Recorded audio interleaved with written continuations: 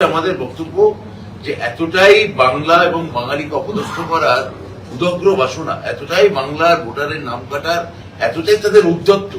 যে প্রকাশ্য একটা হোয়াটসঅ্যাপ প্ল্যাটফর্মে সেখানে হোয়াটসঅ্যাপ করে জানানো হচ্ছে যে সুপ্রিম কোর্টের যে নির্দেশিকা আছে সেই নির্দেশিকা অমান্য করে 1969-এর যে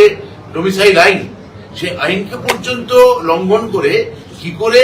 এই বাঙালিদের নাম বাংলা পশ্চিমবঙ্গের ভোটারদের তালিকা থেকে বাদ দেওয়া যায় তার জন্য একটা আক্রোশ কাজ করছে।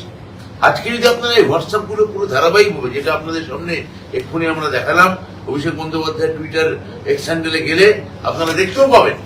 যে কিভাবে এই টুইটের মধ্যে দিয়ে, এই মেসেজের মধ্যে দিয়ে এক ধরনের সুপ্রিম কোর্টকে যেমন বুড়াঙ্গল দেখানো, সেইটা যেমন মানসিকতা প্রতিবাদ হচ্ছে,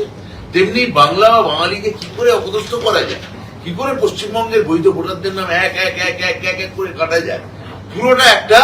বিজেপির প্লয় এর পেছনে কাজ করছে। ওরা ভেবেছিল যেটা মহারাষ্ট্রে হবে, হয়েছে,